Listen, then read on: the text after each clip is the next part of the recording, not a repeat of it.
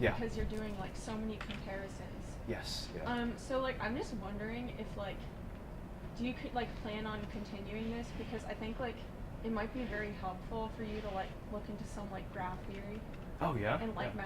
mathematics, because Yeah. that like could help you a lot in terms of like if you're gonna model a brain as like sort of a directed graph. Yes. Yeah. Essentially, Exactly. that like it's not exactly true that there's like no way of knowing which one would be better, and that could maybe like help you like expedite your process. Yeah. Also, like, That's right. what type of program did you use to like run your data through? So I programmed this all in Python, and it wasn't a lot. Yeah. There's a ton of tools that made this a lot easier. Yeah, yeah. So yeah, that was actually the easy part. The hard part was just kind of coming up with the model and process. So yeah, does that Yeah. answer?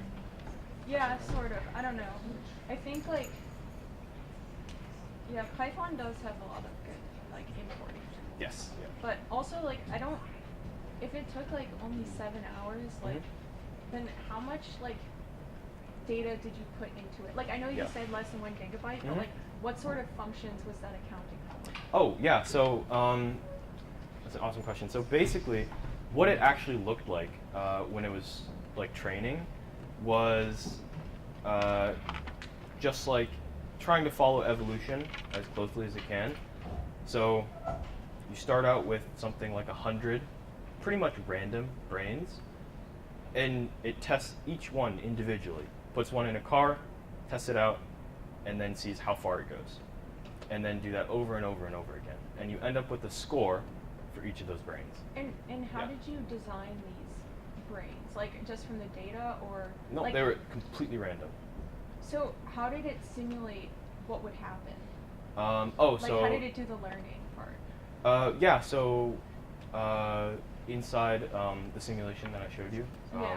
basically like a video game that I found that I just hooked up to this. Okay. Yeah, so I didn't program that. I was already there. Yeah, that's what I was wondering. Okay, about. great. Yeah. So is that- okay, Sounds awesome. good. Yeah.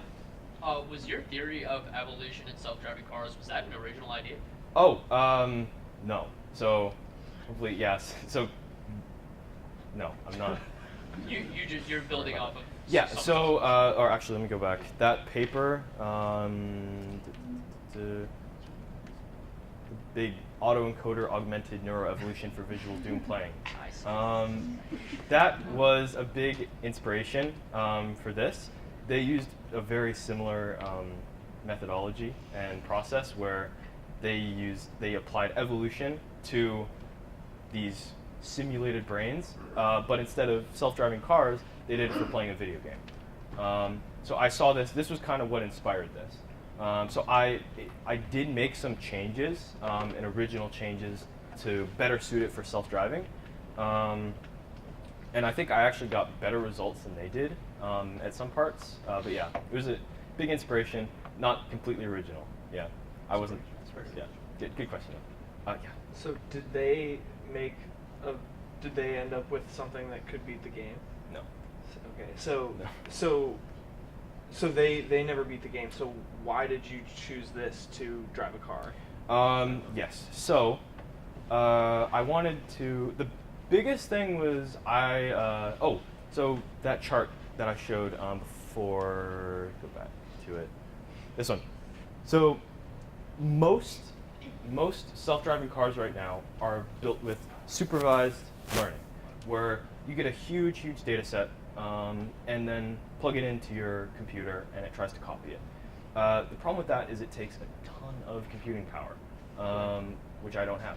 Right. And so these other two, unsupervised and reinforcement, are how you would describe evolution, because there was no what should you do or what should this be like. It's try this, and then if it works, keep doing it. So reinforcement, learning from Right. mistakes. So yeah. Cool. Yeah. Yes. So in your personal opinion, Yes. do you think that it's better to like robotize the human brain and Mhm. make it totally just inadequate to drive, versus a like flying car where you'd still have to be fully intact and you'd be Oh. increasing your brain learning because you have to figure out new stuff instead Right. of just wiping it Right. clean. Like in your personal opinion, Yes. self-driving or flying, Yep. what is better morally and for the world moving forward, do you think? Right. I think first off, I think both of those would be really cool. I'd love to have a car that could do either of those things. Yeah, I'm not. MSRP on that. Yeah. I didn't. I've never really never really philosophized too much about what I think would be better.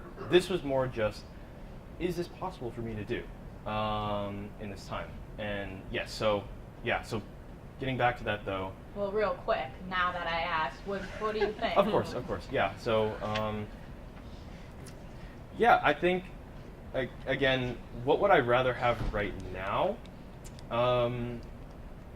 Probably, I think the implications of being able to recreate a human brain, to some degree, have much more widespread effects.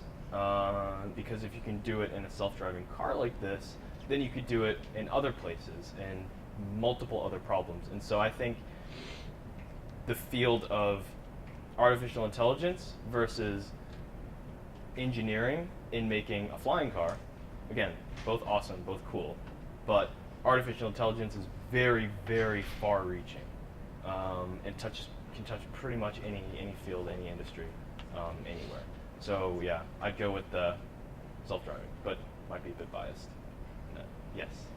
Two questions. One, when you were talking about your theory and you talked about we can replace the eyes, we can replace the ears, Yep. we can replace, how do we replace the brain? Yes. Is there any part of the thinking that replaces the heart? Because I feel like that's where most self-driving vehicles That's a They want to great use brains question. to use it. That's There's a a lot of awesome on the question. road. So you mean like the ethics? the ethics and the emotional, like, when you know what you should do, your brain tells you one, but you're emotionally invested and that causes you to do something else. How does the computer, does that make it better because the heart is taken out of it? Or is that something that's so much more complicated that we may never get there? Yep. Big question. Big ethical dilemma. I mean, there was that. Here. I don't know the answer to that. It kind of goes with mine. Like, Yeah, exactly. Yeah. Okay. So yeah. It depends on how you Like, make do we it. want to grow artificial intelligence or human intelligence? It's Oh, kind of the okay. question, I think, if that helps. I understand. Yes. You know what I mean? Yes. In the long run. Yes. I think they can grow together. I think that picture there is from, you might have seen, there's like basically voting systems. It's like, help create self-driverless vehicles, and like, what would you do? What should the self-driving car do? That's the question. And if you pull a couple thousand people, you'd get a pretty good, even if kind of grim and morbid, like that one, what most people would do. So I think they can develop together, and yeah, that definitely is important. Good, Yeah. interesting conclusion.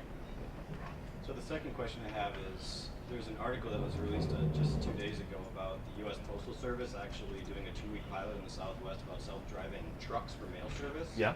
Are they using technology that you're talking about, the supervised learning model, or are they trying something different? I think in general, the model I used is very experimental in terms of it's not anywhere near widespread use. So yeah, they would very likely be using exactly a supervised method where kind of aggregating large amounts of data from real life driving and then trying to copy that. I can't speak exactly to that because I'm not in their company or built it, but yeah. Yes. It seems to me like supervised learning, like a car would, if you're teaching it a set group of things and then it learns a set group of, so it's basically like a big calculator.